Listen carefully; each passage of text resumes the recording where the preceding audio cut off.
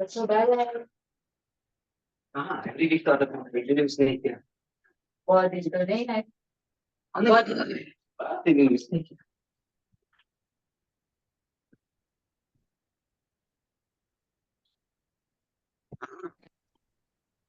तो सर आपके लिए नया इंस्ट्रूमेंट देखिए। कौन सा? Six. Six. How is it? Very good sir. बहुत हल्का है। Sweet latest.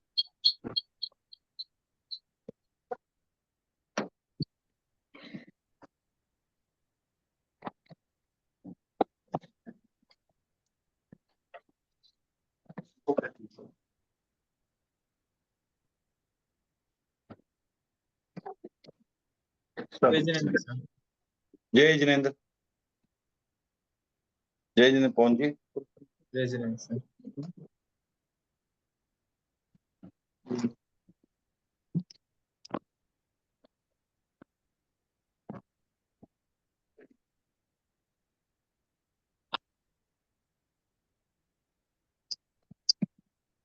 करना पड़ेगा।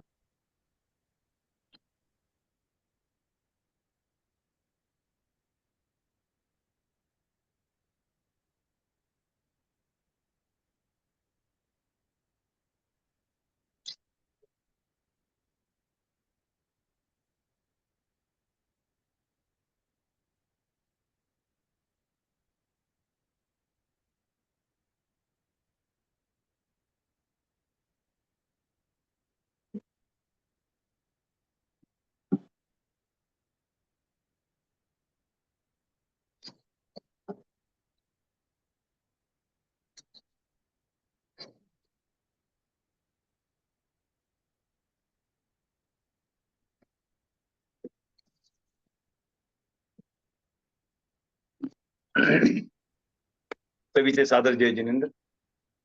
आराध्य के चरणों में वंदन। ईपीएफ के प्रभारी मुनि डॉक्टर आशीष कुमार जी के चरणों में वंदन। यहाँ विराजित उदित्य शाह जी और सिद्ध प्रज्ञा जी के चरणों में वंदन। तो हमने पिछली क्लास में ध्यान के बारे में विस्तृत थोड़ी चर्चा की, समझ आ रहे हैं? तो आज पुनः हम जो है तत्व दीपिका के पर चलते हैं और जो एक बहुत महत्वपूर्ण क्रम है 21 द्वार का जो हमने पूर्ण किया था, उसके बाद जो अगला महत्वपूर्ण कर्म है वो है पावन बोध का। तो आज बावन बोल की बात करते हैं। तो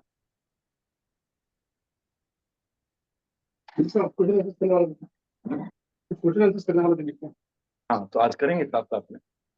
तो पावन बोल शुरू करें उसके पहले मैं कुछ प्रश्न पूछना चाहूंगा। चंदा जी का फोन, एक मिनट।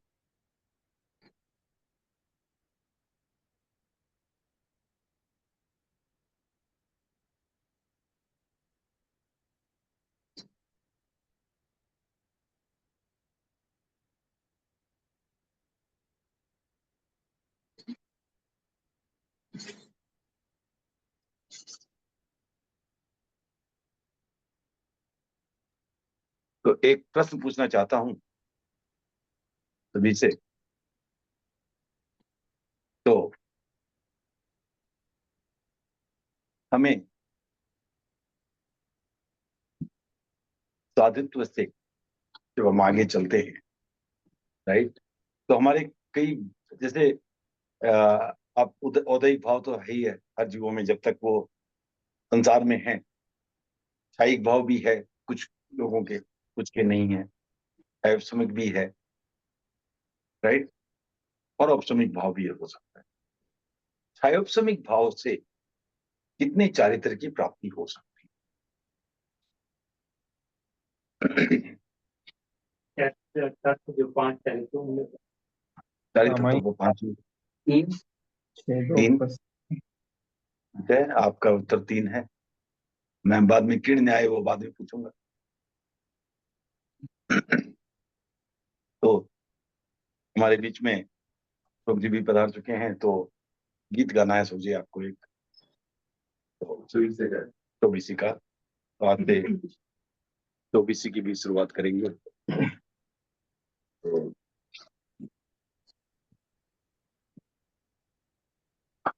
तो तो आपने कहा 3 चारित्र, आपने शैक्षणिक तुमने तो बोला भाव बोला था। शैक्षणिक भाव, शैक्षणिक सम्यक्त्व का तो कोई प्रश्न नहीं।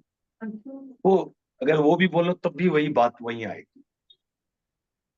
शैक्षणिक सम्यक्त्व से भी जो हो सकता है वही हो सकता है, और शैक्षणिक भाव से भी वही हो सकता है, क्योंकि शैक्षणिक सम्यक्त्व कह लो, क्योंकि उसके बाद शैक्षणिक सम्यक्त्व अगर नहीं है तो पहले ये समझे, इस दृष्टि से, इस प्रश्न की दृष्टि से, चाहे छायास्मिक सम्यक्त्व कह लो या छायास्मिक भाव कह लो, दोनों में कोई अंतर नहीं है। क्यों नहीं है? क्योंकि अगर आपको छायास्मिक सम्यक्त्व नहीं है, राइट, तो या कोई भी सम्यक्त्व अगर नहीं, तो साधुता नहीं आ सकती, और साधुता नहीं आ सकती तो चरित्र आ ही नहीं सकता। तो अब मिनिमम उसमें क्या आता है, छायास्मिक भाव अगर है तो छायास्मिक सम्यक्त्व भी मान लिया जाए तो उत्तर वही निकलने वाला है, ठीक है ना? क्योंकि हमने बोल दिया औपसमिक भाव है नहीं, छायिक भाव है नहीं, ये तो क्लियर हो गया। छायास्मिक भाव से आप जा रहे, तो अब 4, इनका उत्तर था 3, इनका है 4। तो अब इस गुत्थी को सुलझाते हैं, राइट। हमें संख्या से ज्यादा मतलब है समझने से। तो आप देखो, पांचों हो सकता है, एक उत्तर ऐसा आ रहा है, इससे ज्यादा तो ऑप्शन मेरे ख्याल से बचते नहीं है, और दो लोग और बचे हैं, वो 1 और 2 भी बोल दें तो तो सभी भाव तो एक नहीं बोला, वो सभी भाव बोल रहे। प्रश्न है सही है ना, शैक्षणिक भाव का पूछ रहे हैं। छायास्मिक भाव से तो यथा क्या चारित्र नहीं आ सकता, क्योंकि यथा क्या चारित्र के लिए आपको औपसमिक भाव चाहिए या छायिक भाव का, सूक्ष्म संप्रदाय आ सकता है।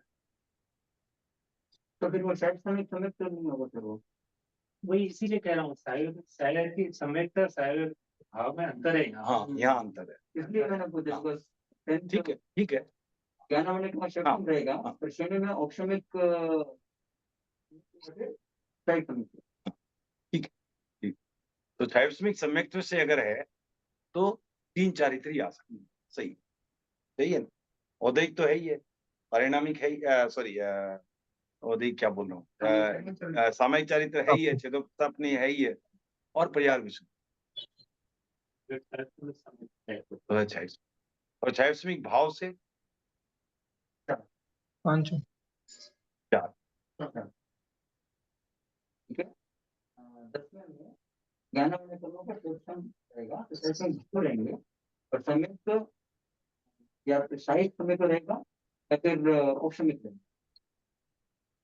वैसे तो फिर 11वां भी आ सकता है, 11वें में आ सकता है, पर वो ये तो क्या चरित्र है ना, 11वां में तो ये था क्या चरित्र, 11वां में था क्या चरित्र, हाँ, लेकिन यहाँ छायास्मिक सम्यक्त्व से सिर्फ 3 ही आ सकते हैं। हाँ, ठीक, ठीक है, लेकिन अगर औपसमिक भाव और छायिक भाव नहीं है तो दैट वाज द,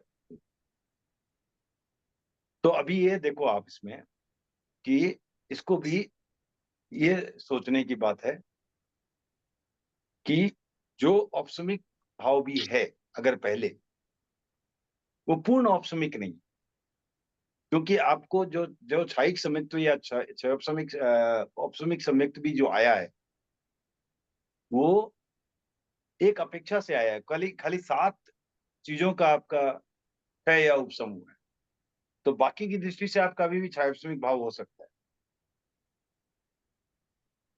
ठीक है ना? तो अगर आप उस दृष्टि से लेते हो तो फिर बात वहीं आ जाती है कि आपका छायिक सम्यक्त्व भी अगर है आपका और औपसमिक सम्यक्त्व भी अगर आपका है, फिर भी आपको अगर छायास्मिक भाव में है, राइट, तो आपको ऐसा हो सकता है कि लेकिन वैसा वही है कि वो 11वें में भी फिर ज्ञानावर्णीय वगैरह का तो छायास्मिक है ही है, तो छायास्मिक भाव तो वहां भी है। लेकिन अगर ऐसा कहा जाए कि मोहनीय कर्म का पूर्ण उपशम या क्षय नहीं है, मोहनीय कर्म का क्षय उपशम है, मोहनीय कर्म का अगर क्षय उपशम है, इससे इस दृष्टि से अगर देखा जाए कि मोहनीय कर्म का क्षय उपशम है, तो 11 में मोहनीय कर्म का क्षय उपशम में लास्ट क्यों नहीं आएंगे? लास्ट तो आएगा। मोहन 10वां क्यों नहीं आएगा? ये सर हर प्रकृति का क्षय उपशम ऐसा नहीं बोल रहा हूं मैं, हर इन टोटल उपशम नहीं है। 11 नहीं आएगा, तो 11 में तो पूरा पूर्ण उपशम चाहिए, या पूर्ण 12 में पूर्ण क्षय चाहिए। पूर्ण उपशम और पूर्ण क्षय अगर वो अगर है तो क्षय उपशम है ही नहीं।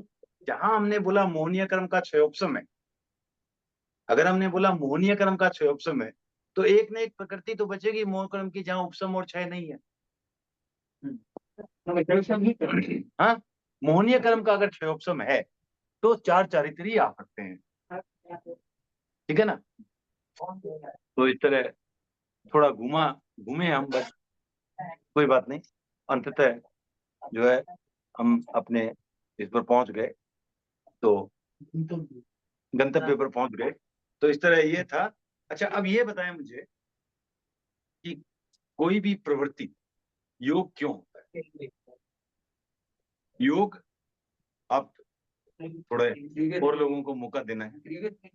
नहीं, प्रीवियस में अभी वापस आएंगे। अगला प्रश्न मैं पूछ चुका हूं, तो उसमें चलते हैं। योग किससे होता है? भारती, योग किससे होता है? भारती, तुमने पिछली 2 बार हाथ उठाया था, मैं देख नहीं पाया। लगता है तुम्हारे हाथ की लंबाई कम हो गई है, दिख नहीं रही है। हाथ ऊंचा उठने से तो दिख जाता है। हाँ, तो अभी मैं ही हाथ उठा के पूछता हूँ तुम्हें प्रश्न कि बताओ योग क्यों होता है? योग क्यों होता है? हाँ, किससे होता है?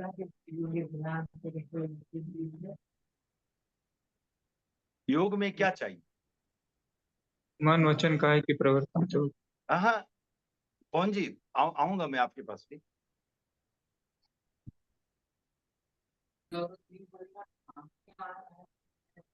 ठीक है, यहाँ से अब अशोक जी, योग क्यों होता है?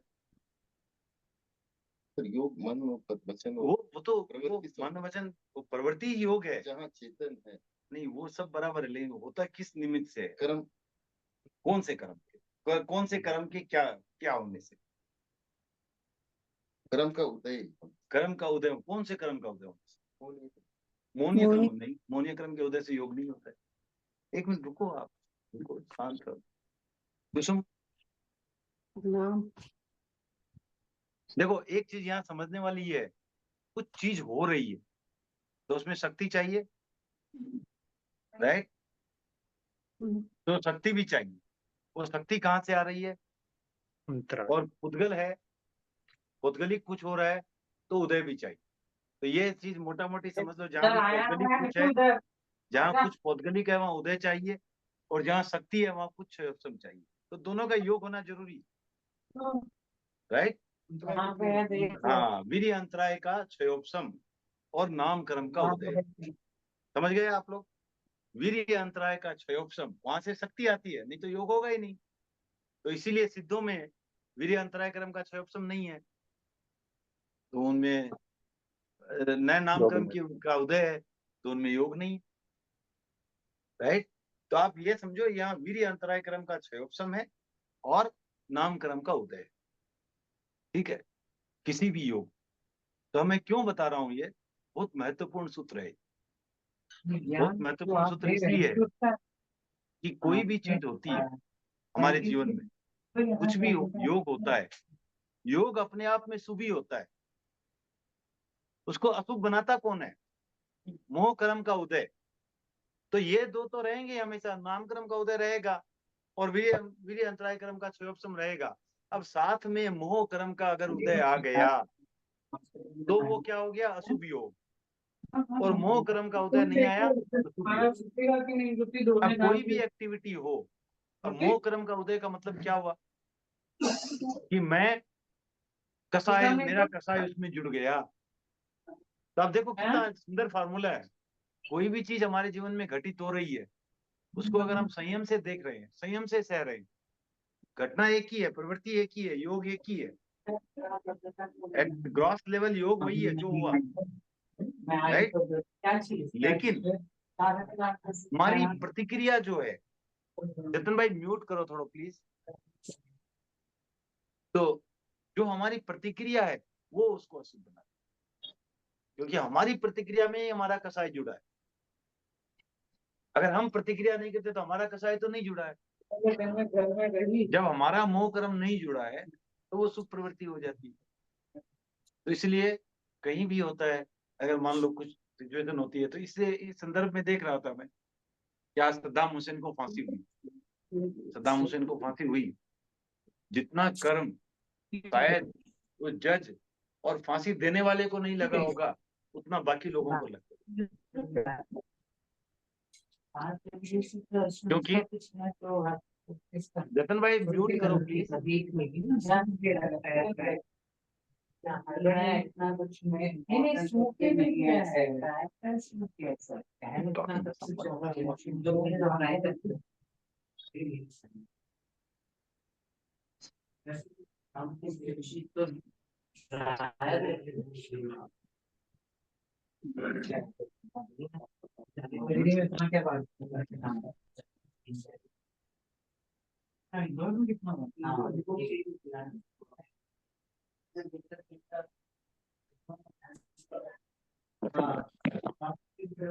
मेरे पास नहीं है पावर।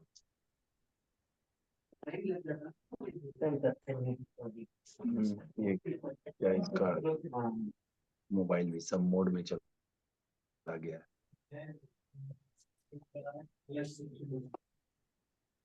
ओके, तो हमें ये समझ में आ गई, ये बात तो समझ में आ गई। हाँ नहीं, वो नहीं सुन रहे, वो है ही नहीं, वो रूम के बाहर हैं और रूम में फोन है, शायद वापिस आएंगे, कोई आया है। उनको म्यूट कर रहे हैं।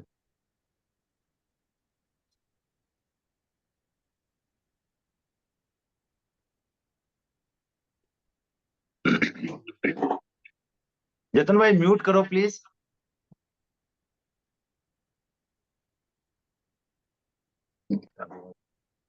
ओके, हमारा भी ओके। तो हमने क्या देखा कि अब हमारे पास कुछ भी घटित हो रहा है, तो जो हम प्रतिक्रिया दे रहे हैं वो हमारे अशुभ कर्म के बंधन का कारण होता है। अदरवाइज क्या होगा, हम उसी को। जतन भाई म्यूट करो प्लीज।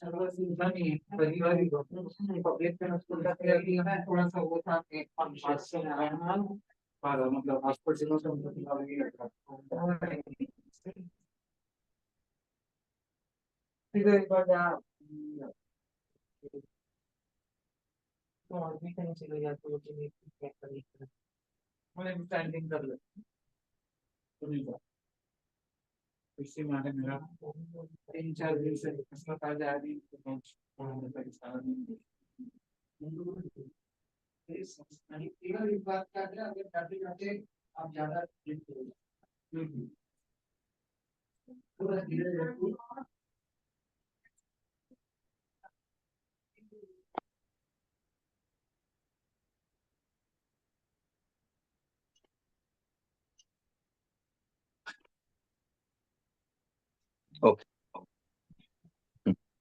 वहां से म्यूट करो रेट अपना। ओके, तो उनको ये कॉल हमने, करके बोल देते, हाँ उनको कॉल करके बोल देते थे, नंबर है तो हाँ नहीं। कॉल कर रहा हूँ लेकिन वो उठा नहीं रहे कॉल भी। Oh okay. आई थिंक वो फोन रूम में छोड़ के बाहर चले गए हैं। हाँ हाँ ठीक है, कोई नहीं। तो अब एटलीस्ट इतने बार चले गए कि आवाज नहीं आ रही तो चलता है। ठीक, तो अभी हम जो बात कर रहे थे, हमें जितने भी प्रैक्टिस कर सकते हैं। एक मिनट, उनका फोन।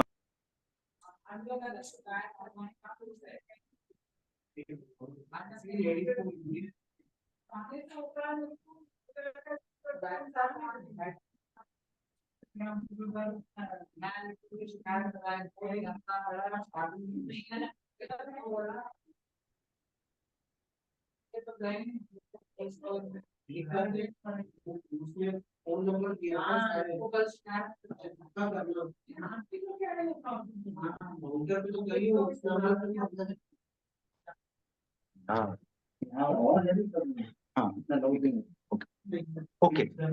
तो हमने ये देखा। तो अभी हम एक चौबीसी का गीत लेते हैं पहले, उसके बाद आगे बावन बोल शुरू करेंगे। तो अशोक जी चौबीसी का गीत लेंगे। वो पहले से ही शुरू कर देते हैं एक बार। चलिए।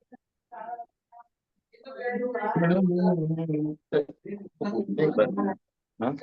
उनको जो बैठे हैं उनको सबको बोल दिया तो अभी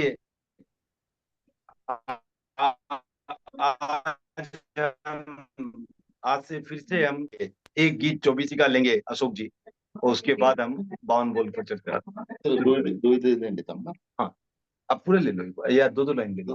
हाँ, ठीक है। प्रणमु प्रथम नंदने जय जय जीन चंदा बंधु बेकर जोड़ने जुग आदि जिनंदा प्रणमु प्रथम जिनंदने जय जय जीन चंदा करमरी पूगज ऊपरे मृगराज मुनिंदा। तो यहाँ कहा गया है कि मैं पहले तीर्थंकर को वंदना करता हूँ, राइट। तो और दोनों हाथ जोड़ करके, बंधु बेकर दोनों हाथ जोड़ करके मैं वंदना कर रहा हूँ। और जुग के आदि जिनिंदा मतलब प्रथम जिनेश्वर जो हैं उनको मैं प्रणाम करता हूँ। और वो क्या है, कर्म रिपु गज। तो कर्म रूपी जो शत्रु है, राइट। तो कर्म कर्म शत्रु के रूप का जो हाथी है, उसको उसके ऊपर जो है मृगराज अर्थात जो सिंह के समान है, वो हमारे मुनिंद हैं। मतलब ऋषभ देव जी उसके बाद सिंह के समान हैं। आगे चलिए। सर मृगराज का मतलब ये सिंह आगे। सिंह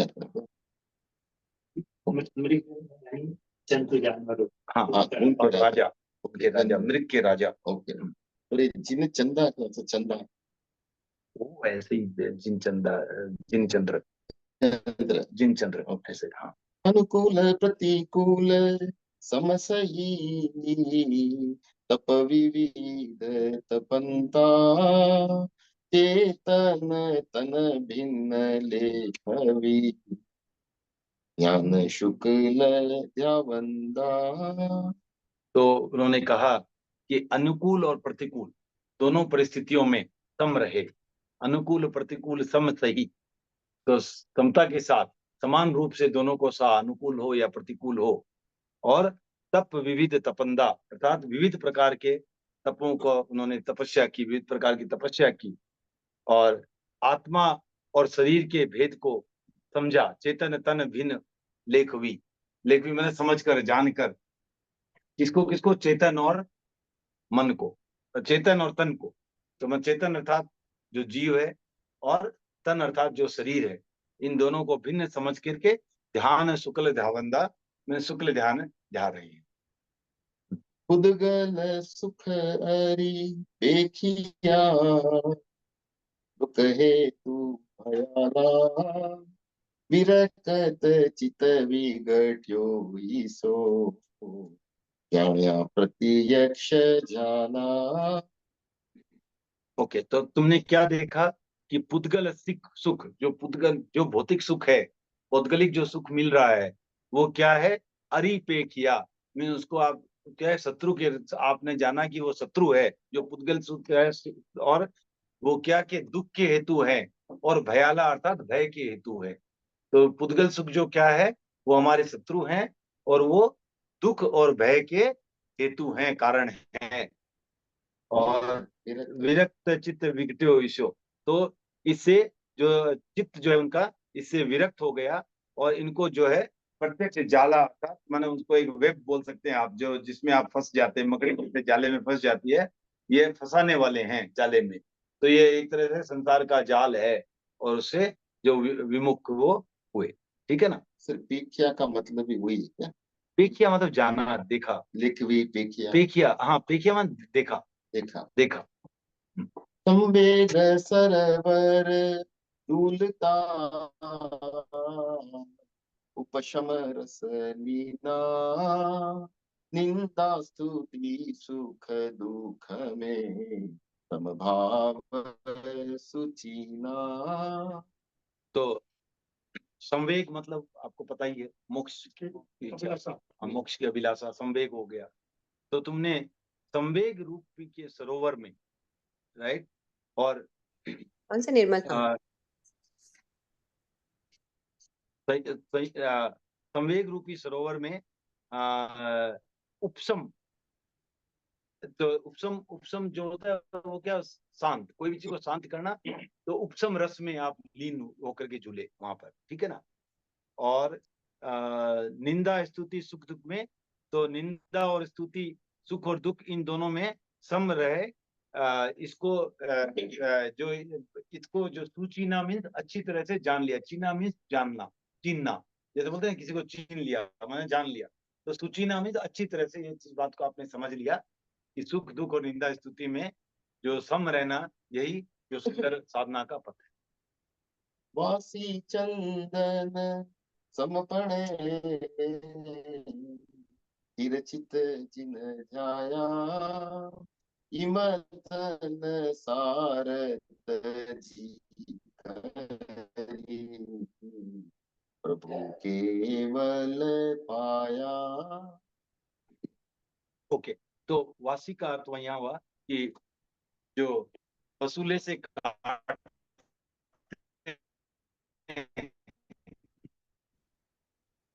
तो किसी को अगर वासी तो दिलाने वाले, दोनों ही स्थिति में उनको क्या है कि अपना स्थिर चित्त, मन चित्त को स्थिर रख के वो अपने ध्यान में रहे। तो उनको दोनों ही स्थिति में कोई फर्क नहीं पड़ा। ठीक है। और इम तन सार तजी करी, तो इतना जान करके जो शरीर का सार है उसको छोड़ करके प्रभु ने केवल ज्ञान को प्राप्त। इसमें वासी वापस बोले, वासी वासी चंदन। वासी जैसे क्या होता है कि एक ऐसा ऐसा एक्स होता है ना, तो एक्स तो ऐसा होता है, एक ऐसा वाला शेप होता है जिससे आप ऐसे काटते हो लकड़ी वगैरह, उसको वसूला बोलते हैं। तो वसूले से जो चोट होती है तो उसको वहां वासी कहते हैं। वासी और चंदन, चोट और चंदन चंदन जैसी चर्चा आपने, माने सुगंधित फैलाने वाली आप दोनों वही हो इसे। हूँ बलिहारी हारी वावा दिन राया, वाद साकिन दीन आबसी, मुझे मन ओ माया। हाँ, हूँ बलिहारी। तो तुम्हारे लिए मैं जो क्या बोलते हैं उसको, चाहता हूँ, तुम्हें देखना चाहता हूँ, दर्शन करना चाहता हूँ, उस स्थिति को मैं किस दिन प्राप्त कर सकूंगा, ये मेरा मन जो है बहुत उसके लिए उतावला हो रहा है। ओके, उमाया मीन्स उतावला हो रहा है। तो उ दशा किन दिशासी, वैसी स्थिति, वह दिशा मीन्स वैसी स्थिति किस दिन आएगी, इसके लिए मेरा मन बहुत जो है उतावला हो रहा है। चलो, हूँ बलिहारी हारी। हाँ, मैं आपकी बलिहारी हूँ। वाह वाह जिंदा है। बलिहारी मतलब समर्पण। बलिहारी में आपके प्रति समर्पण है, आपके प्रति जा रहा हूँ जहाँ। मत उगड़ी से भाद्रवे दशमी दवारम, ऋषभ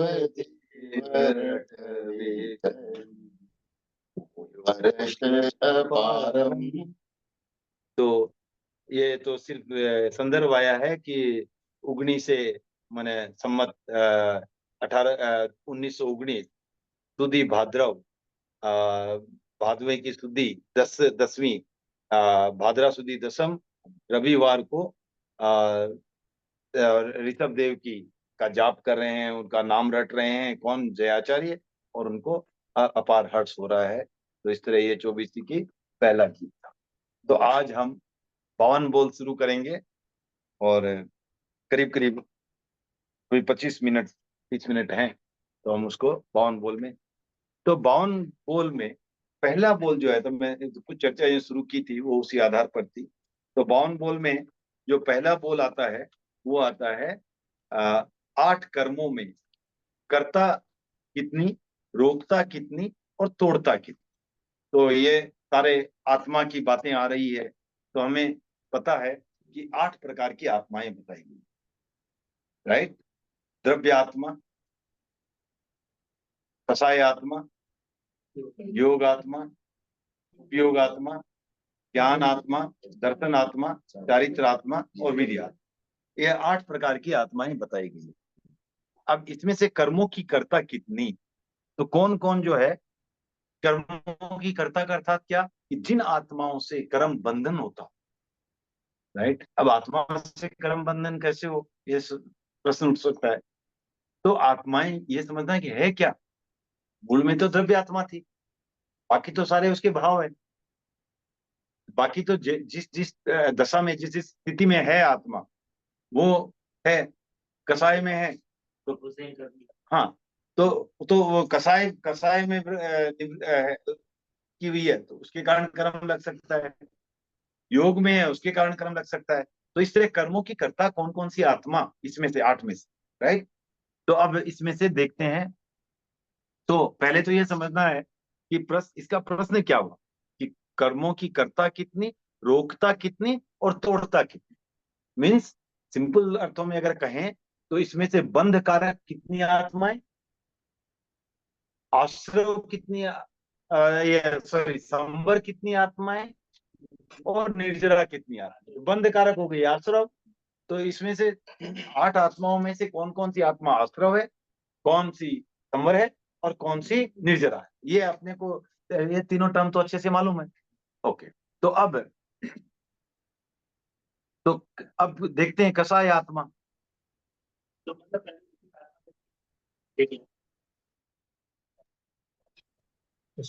कर्ता।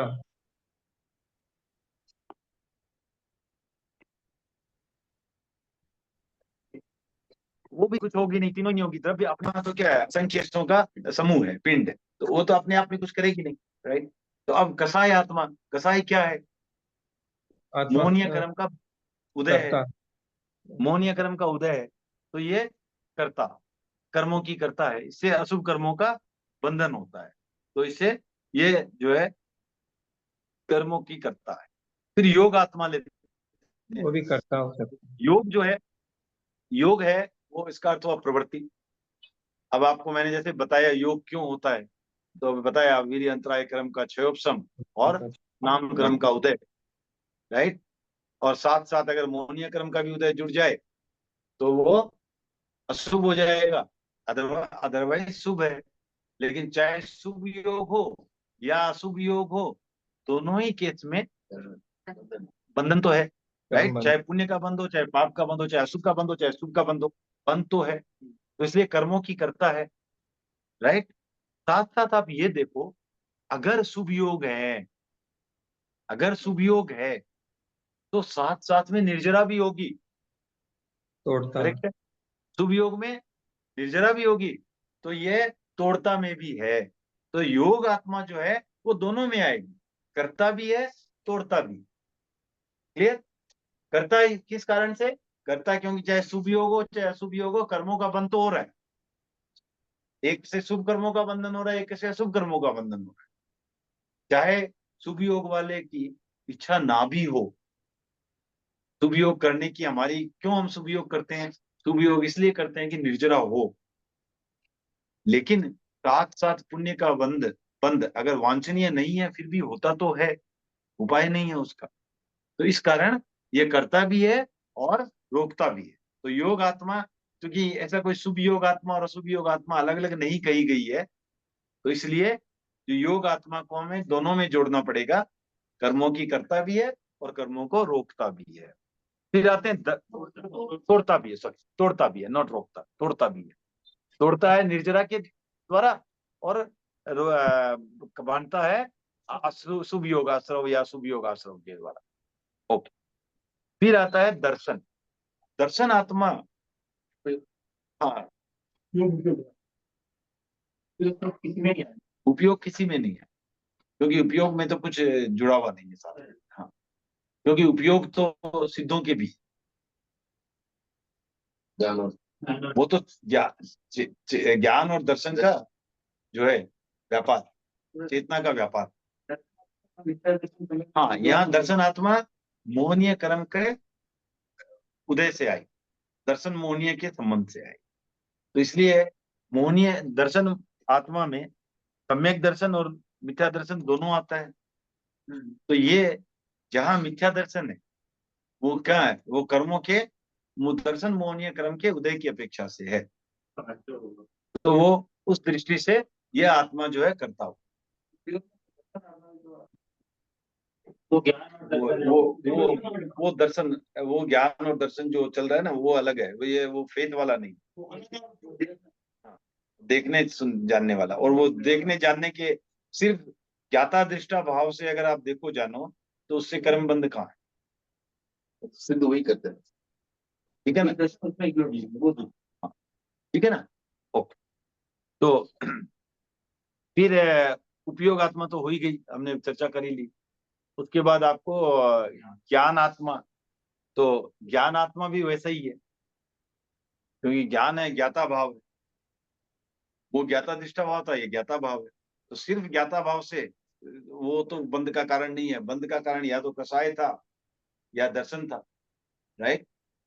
उसके बाद आती है आपको चारित्र आत्मा। चारित्र क्या है? व्रत है, संवर है। चारित्र संवर है, तो चारित्र आत्मा है वो रोकता आत्मा है। ठीक है। तो और वीर्य आत्मा है, वो कुछ भी नहीं है फिर भी, क्योंकि वो सिर्फ आत्मिक शक्ति है, राइट। तो वो अपने आप में न तो कुछ कुछ भी नहीं है। तो इस तरह हमने देखा, इसमें से 5 आती है। 3 आत्माएं जो है वो करता है। कौन कौन सी? कसाय, योग और दर्शन। रोकता आत्मा है चारित्र आत्मा, और जो तोड़ता आत्मा है वो योग आत्मा, राइट। और यहाँ ये समझना आवश्यक है कि यह योग आत्मा में सिर्फ शुभ योग की दृष्टि से सिर्फ तोड़ता है, और जो जोड़ता है, कर्म बांधता है, वो दोनों दृष्टि से, शुभ भी और अशुभ भी। खाली ये निर्भर करता है कि कौन सा कर्म बांध, ठीक है ना, कौन सा कर्म बांध रहा है, सिर्फ उतना ही पड़ता। तो ये बाउंड बोल में से पहला बोल ये था। दूसरा बोल है कि 8 आत्मा में द्रव्य जीव कितनी, भाव जीव कितनी। ठीक है, ये बहुत सिंपल है, ये तो हमने पहले ही बात कर ली है। क्योंकि सिर्फ जो द्रव्य आत्मा है, हाँ, तो ठीक है ना। ओके। तो इसमें थोड़ा सा ना कि और भी निर्जरा करने में आ, थोड़ा सा और भी वर्णन इसमें आया हुआ है, जो आई थिंक अच्छा है, तो मैं उसको भी बताता हूँ। हमने ऑलरेडी ये तो कुछ आया हुआ है इंसिडेंटली, जो हमने ऑलरेडी बात कर ली है। योग कैसे होती, योग की प्रवृत्ति में वीर्य अंतराय का क्षय, क्षयोपशम एवं शरीर नामक्रम का उदय रहता है। नामकर्म के उदय से आत्म प्रदेशों में प्रकंपन होता है। ठीक है, नामकर्म के उदय से आत्म प्रदेशों में प्रकंपन होता है। तो उसी प्रकंपन मात्र से जो आत्मा जो है कर्म पुद्गलों को ग्रहण करती है। ठीक है ना। अब बाकी जो सिचुएशन होती है उस हिसाब से वो किस रूप में ग्रहण करती है वो अलग बात है, लेकिन ग्रहण तो अवश्य करती है, चाहे शुभ में चाहे अशुभ। जब इसके साथ मोहनीय कर्म का उदय जुड़ जाता है तो योग अशुभ बन जाता है। अशुभ योग से पाप का बंध होता है। ओके। और जब मोहनीय कर्म का उदय नहीं जोड़ता तो योग शुभ ही रहता है, और शुभ योग से 2 कार्य होते हैं, अशुभ कर्मों की निर्जरा और साथ में पुण्य का बंध। तो ये चीजें आपको पहले ही हम बात कर चुके हैं, और खाली ये जो आचार्य भिक्षु ने 9 पदार्थ में भी इस बात को कहा है कि उजड़ा न मेला कया जोग, मोह कर्म संजोग। ये जो है बहुत ही स्वामी जी की फेमस लाइन है। उजला अर्थात शुभ, मेला अर्थात अशुभ, राइट। तो उजला मेला कया योग, योग उजला या मेला कहलाते हैं किससे? मोह कर्म संजोग। मोह कर्म का योग है या नहीं है, उसके आधार पर यह उजला और मेला। ठीक है। और ओके, फिर चले आते हैं दूसरे बोल पर। तो द्रव्य आत्मा हो गई एकमात्र जीव। द्रव्य आत्मा जो है वो सिर्फ द्रव्य है। वो क्या है? द्रव्य आत्मा असंख्य प्रदेशों का समूह है। ठीक है ना। तो यहाँ ये समझना है कि देखो कितनी ये द्रव्य जो है ये भी ऐसा है कि कभी तो पूरे लोक में फैल जाता है और कभी एक चींटी में भी समा जाता है। जो आत्मा का आकार है वो क्या है? अवगाहना जो है उसकी, शरीर की अवगाहना है। आप शरीर व्यापी है जैसा सूक्ष्म है जो। हाँ, मैंने चींटी तो इसलिए बोला कि उससे सूक्ष्म आप सोचोगे नहीं, तो उससे चींटी तो बहुत बड़ी बात हो गई। उसमें भी कितने सूक्ष्म जीव है जो देख भी नहीं सकते, उसमें भी आत्मा वही है, उसमें भी असंख्य प्रदेश। और अब देखो, जब केवली समुद्घात होता है कार्मण योग से, यही जीव प्रदेश पूरे लोक में व्याप्त हो जाते हैं।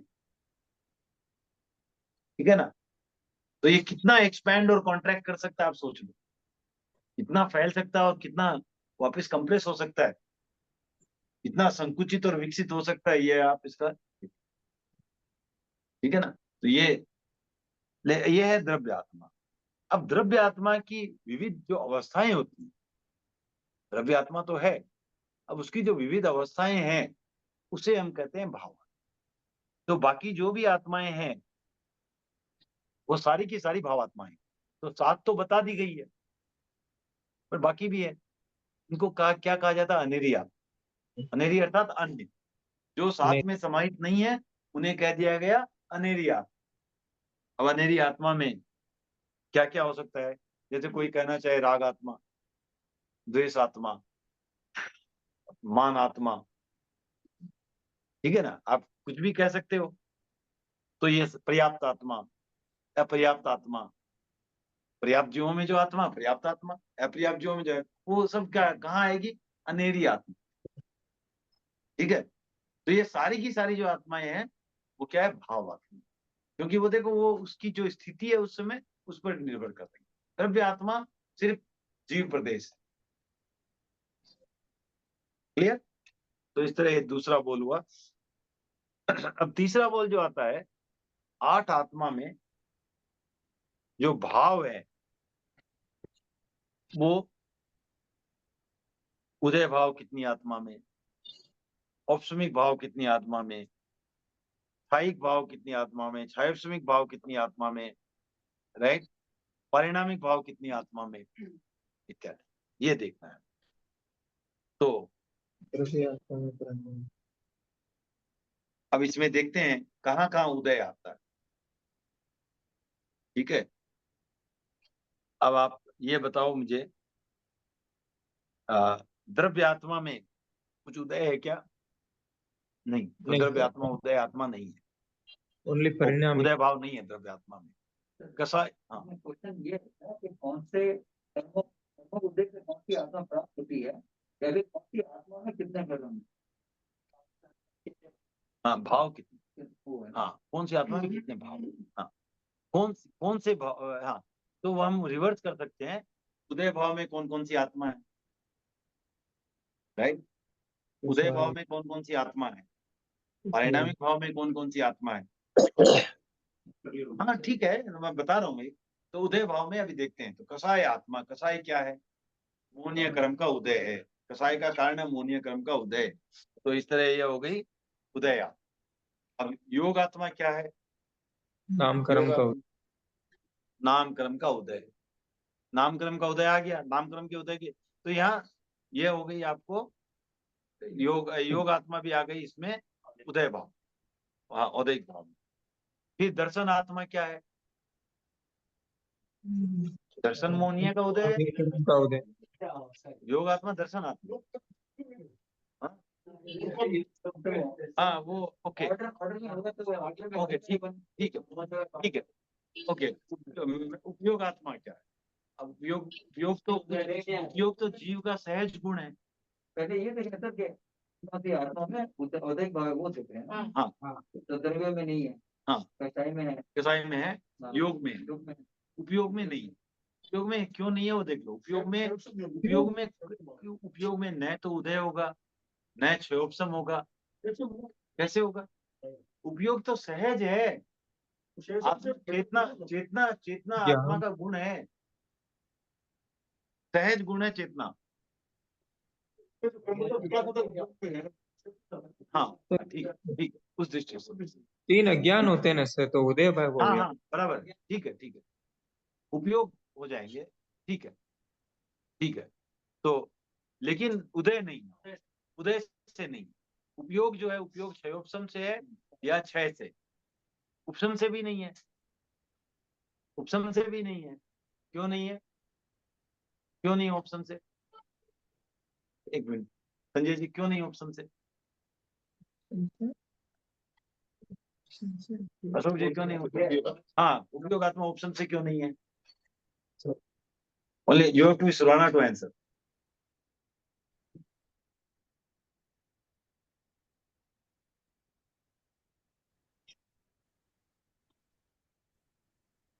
Surana can answer. मैंने क्या रहेगा नहीं रहेगा वो सब नहीं। हाँ यहाँ स्प्राइट वाली बात करनी, नो बकवास। हाँ तो आपने ये बताओ कि ये उपयोग आत्मा जो है वो उपशम से क्यों नहीं है?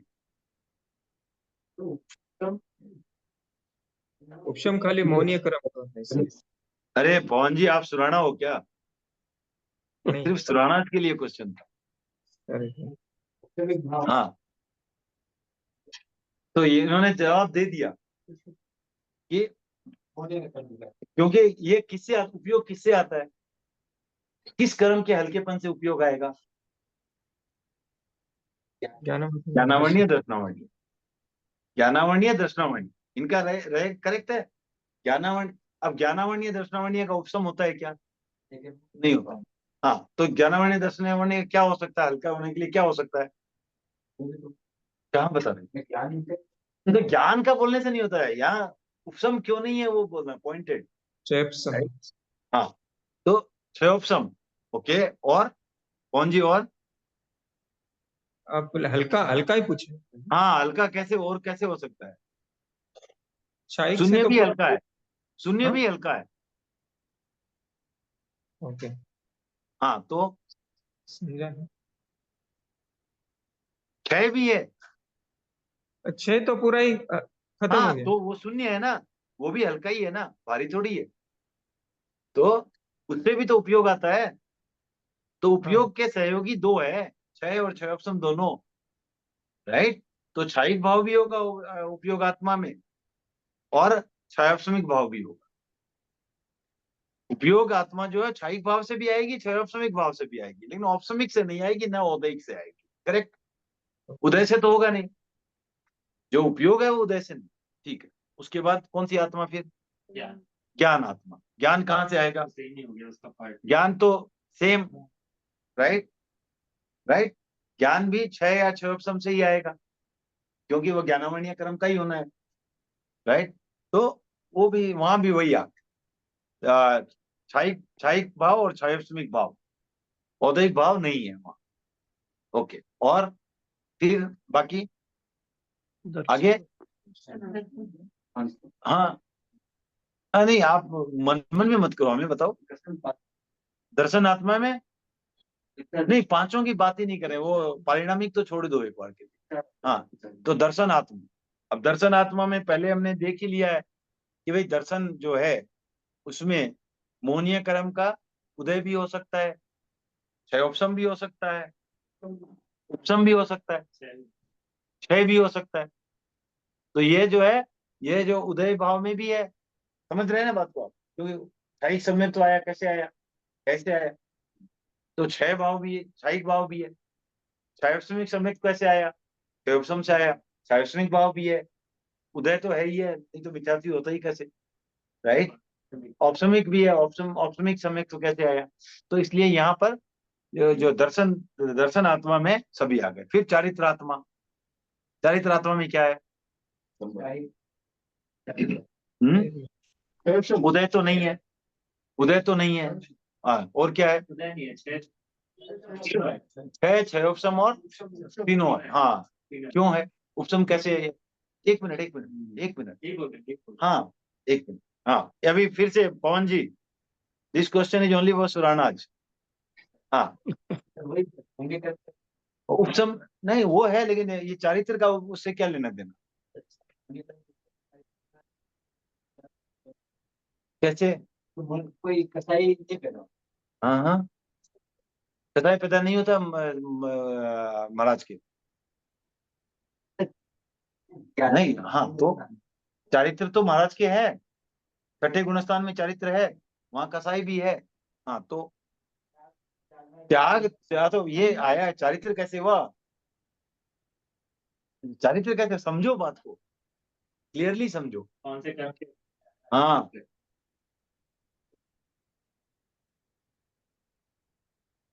कौन से कर्म का उपपाठ है ये? हाँ, और क्या बोलोगे? सब पार्ट किसका है ये समझो। देखो ऐसा है, it is not an activity, it is not a yoga, right. It is not activity, नामकरण तो चांस ही नहीं है। तो देखो यहाँ ये समझने की बात है। अब पवन जी आप बता सकते हैं। नामकरण तो है ही ना सर। मैं क्वेश्चन ही बराबर नहीं सुना सर। क्वेश्चन बराबर नहीं सुना, ये बहुत अच्छा किया आपने। हाँ, तो बोल देंगे। नहीं तो अब तक आप आंसर बोल ही देते। क्वेश्चन था कि आपको जो चारित्रात्मा है वो औपसमिक भाव क्यों है? के चारित्र क्या दूसरे क्या सर, ये चारित्र होने का चारित्र चारित्र होने का चारित्र चारित्र मोहनीय का उपसम है, छह है या छह उपसम है। क्योंकि चारित्र कहाँ से आता है? देखो, दर्शन मोहनीय से सम्यक्त्व आता है, राइट। दर्शन मोहनीय से सम्यक्त्व आता है, और चारित्र मोहनीय से चारित्र चारित्र। आता है। तो चारित्र मोहनीय में भी क्या? तो 16 कसाय है, हाँ, 16 कसाय है ना, इसलिए समझो डिटेल में। अनंत आनंद कहाँ बोले तुमने? पॉइंट टू पॉइंट नहीं बोल रहे हो ना। किस चीज का? खाली मोहनीय क्रम से नहीं होगा ना, मोहनीय क्रम बहुत ब्रॉड है। क्यों मोहनीय क्रम चारित्र से रिलेटेड है? क्या है? तो हम मुझे भी अनंतानुबंधी क्रोध मान माया लोभ नहीं है, मेरा चारित्र आ गया।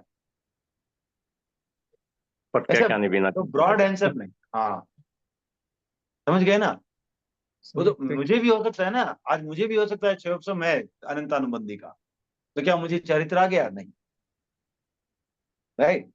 तो इसीलिए बोल रहा हूँ वहां पर क्या है। लेकिन साथ साथ पूरा भी नहीं गया है। तो पहले तुमने 11वां बोला गुणस्थान, वो भी नहीं गया, पूरा भी नहीं गया है। क्योंकि 7वें 8वें गुणस्थान में भी 9वें गुण क्रम से कसाई क्षीण होते रहता है, क्रम से कसाई क्षीण होता है, राइट। 11वें तक या 10वें के बाद 11वें या 12वें में जाते हैं तो पूर्णतया क्षीण खत्म होता है। तब तो नहीं क्षीण हुआ है, खत्म नहीं हुआ कसाई, कसाई तो है, राइट। तो यहाँ किस चीज का उपसम 6 या 6 उपसम है? तो इसलिए इसको थोड़ा और डिटेल में जाना पड़ेगा। तो पहले क्या है? 16 कसाय और 9 कसाय, हास्य रति इत्यादि 9 कसाय है, राइट। 16 प्लस 9 25, ये 25 जो है क्या है? मोहनीय कर्म की, चारित्र मोहनीय की जो उत्तर प्रकृति, राइट। सब कैटेगरी, मेन कैटेगरी में का सब कैटेगरी बोल सकते। मेन कैटेगरी मोहनीय कर्म, उसकी दो ब्रॉड कैटेगरी है, दर्शन मोहनीय और चारित्र मोहनीय। और चारित्र मोहनीय की फर्दर ये 25 कैटेगरी है। इसमें से पहले 4 है अनंतानुबंधी क्रोध मान माया। तो उसके उदय से क्या होगा कि आदमी को सम्यक भी नहीं आए। दर्शन मोहनीय की तो साथ है ही, साथ साथ ये 4 अगर नहीं गए तो सम्यक भी नहीं है। चाहे जाने का मतलब हल्का कैसे भी, छह उपसम उपसम। उसके बाद अप्रत्याख्यान वर्ण का उदय। अगर अप्रत्याख्यान वर्ण का उदय है तो क्या होगा? व्रत नहीं आएगा। व्रत भी नहीं होगा। और वही जो अनिल जी ने भेजा था देवताओं और नरक में अप्रत्याख्यान वर्ण कसाय का हमेशा उदय। उदय रहता है। ये चारों का अप्रत्याख्यान वर्ण क्रोध मान माया उदय क्यों रहता है? क्योंकि नरक में भयंकर पीड़ा के कारण और देवों में भोग के कारण। इतने भोग में रहते हैं, दिखता ही नहीं है कुछ, ब्लाइंडेड बाय दैट।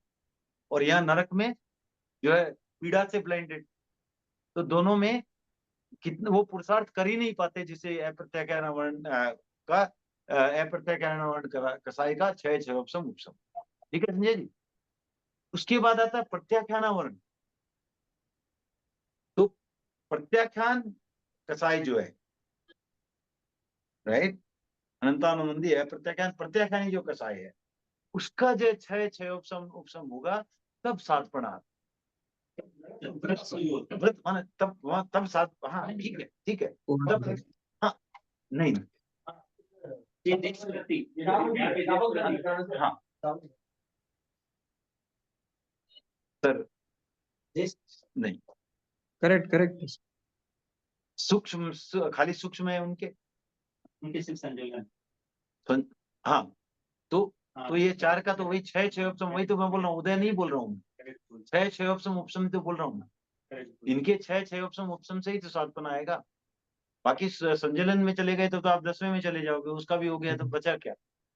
तो वो तो नहीं है, राइट। उसके पहले तो आपको नौ कसाई भी चले जाएंगे, वो तो सीक्वेंस आई हुई है। तो ये जब प्रत्याख्यान वर्ण कसाई का, प्रत्याख्यान कसाई का जब आप ये कर लेते हो छह छह उपशम या उपशम, उसको जब हल्का कर लेते हो तब सातपना, राइट। पहले से समय तो आता है, दूसरे से व्रत आता है, हाँ तीसरे से सात आता है। करेक्ट। तो जैसे चौथा ठीक है, तीसरे से सातपना आता है, वही तो मैं बोल रहा हूँ। तो अप्रत्याख्यान वर्ण अगर गया आपका, गया मतलब कि उसको हल्का कर लिया आपने, गया भी नहीं, छह छह उपशम उपशम किया तो आप देशव्रती बन सकते, व्रत ले सकते। प्रत्याख्यान वर्ण का छह छह उपशम उपशम किया तो आपको चारित्र आए। तो चारित्र के लिए इसलिए क्या है, ये प्रत्याख्यान वर्ण का छह, प्रत्याख्यान कसाई का छह छह उपशम या उपशम, राइट। इसके साथ साथ बाकी जो पहले आ गए वो तो चाहिए ही चाहिए ऐसा, क्योंकि ये तो नहीं हो सकता किसी को अनंतानुबंधी का तो मैंने वो बोल रहा है कि उसको अब एकदम हल्का सा जो गुस्सा आता है वो तो नहीं आ रहा है, लेकिन वो बड़ा वाला आता है, तो ऐसा संभव ही नहीं है, राइट। तो वो तो मुश्किल है, वो नहीं हो। तो बोला वो क्या होता है, वो तो क्या बोला, वो थप्पड़ नहीं मारता, सीधा गोली मारता है। तो वो संभव नहीं है। तो या तो गोली मारता है या भाटा मारता है, लेकिन वो हल्का सा वो थप्पड़ नहीं मार, चपत नहीं मारता है। तो वो नहीं, तो वो दोनों गए और ये चपत वाला भी गया। तो तीनों जब गए हैं, तीनों का छह छह उपशम उपशम हुआ है, तब सात बन गए। क्लियर हो गई बात? तो इसलिए इसको थोड़ा क्या है कि खाली मोहनिया बोलेंगे तो नहीं, इसलिए इसको डिटेल में समझना है। मोहनिया में भी कहाँ पूरे मोहनिया क्रम का उपशम नहीं हुआ है। पूरे मोहनिया क्रम का उपशम होता तो 11वें गुणस्थान में चले जाते। इसलिए यहाँ साधु है तो छठे गुणस्थान से ही शुरू हो गया, फिर कसाई भी है, राइट, सब कुछ है, फिर भी साधु है क्योंकि प्रत्याख्यान कसाई का, प्रत्याख्यानी कसाई का से प्रत्याख्यानी मान माया लोभ का क्रोध मान माया लोभ का छह छह उपशम या उपशम है। लेकिन छठे और सातवें में होगा। हाँ ठीक है, वो जो वटेवर छह तो हाँ क्यों क्यों नहीं हो सकता? श्रेणी और सात- वो श्रेणी तो बाद में लेगा। हाँ तो पहले तो क्यों, उसके पहले छह छाई समय जिसको हो गया क्या होगा? हाँ उसको चाहिए पर। हम चारित्र की बात नहीं छाई चारित्र की बात नहीं कहा मैं, छाई अगर ये अगर चार के छह भी हो गए, बाकी का छह नहीं हुआ तब तक वो तो नहीं गया ना आगे। दर्शन की बात कर लेते हैं ना, इसलिए बोल रहा हूँ चारित्र की। दर्शन से आए ना तो हम छाइक भी है, छाइक भी है। के आने के लिए आपको 8वां गुणस्थान के में छाइक मोहनीय की बात नहीं करे पूरा, तो चार प्रवृत्तियों की दृष्टि से छह छाई भाव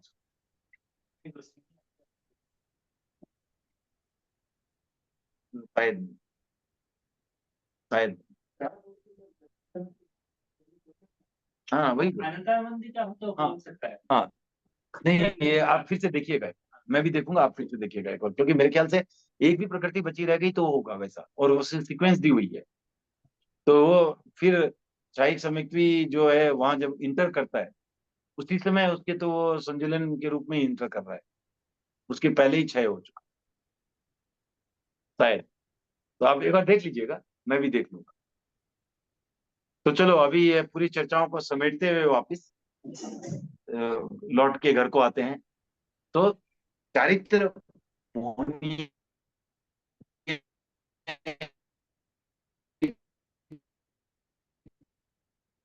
आवाज कट रही है। आवाज नहीं आ रही। की जो प्रकृतियां हैं, कौन कौन सी अनंत बाहर है का उपसम उपसम होगा तब चारित्र आएगा। तो चारित्र आत्मा, इस तरह चारित्र आत्मा में क्या है, क्षय भी है, क्षयिक भाव भी है, क्षयिक भाव भी है और औपसमिक भाव भी अगर इनके नामकरण उदय भी तो इसमें रहते ही है, पर चारित्र बनने के लिए भी उदय की जरूरत नहीं है। हाँ, उसी के लिए बोल रहा है ना, सिर्फ चारित्र के लिए क्या है, चारित्र आत्मा किस न्याय किस कारण थे उसके लिए आता है।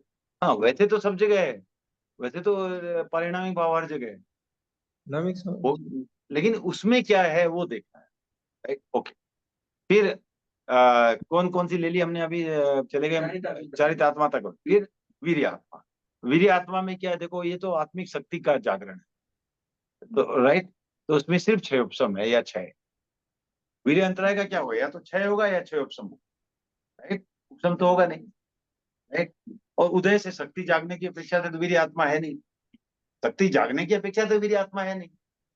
वीर्य आत्मा तो शक्ति सॉरी शक्ति अवरोध होने की अपेक्षा से तो है नहीं, वीर्य आत्मा शक्ति जागने की अपेक्षा से, तो शक्ति जागेगी कैसे, क्षय या क्षय उपशम से।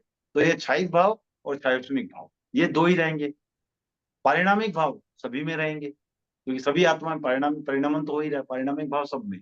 तो अब एक तरह से इसको समेटते हुए इसको समाप्त करके आज की क्लास नहीं रखेंगे। तो अब हमें देखते हैं तो उदय भाव में कौन कौन सी आत्मा है, एक तो कसाय आत्मा, एक योग आत्मा, एक दर्शन आत्मा, ठीक है। उपसम भाव में कौन कौन सी आत्मा है, कसाय आत्मा और चारित्र आत्मा। ओके, एक हम छूट रहे हैं अभी। दर्शन दर्शन आत्मा तो होगी,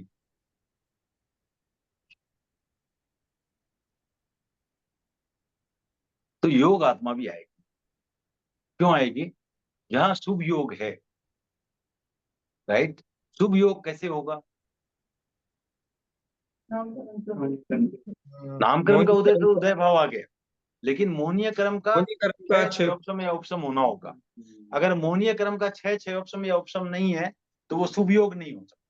हाँ। शुभ योग तो हो सकता है, शुभ खाली उदय में अगर जाएंगे तो नाम क्रम के उदय के साथ साथ मोहनीय कर्म का अनुदय भी चाहिए,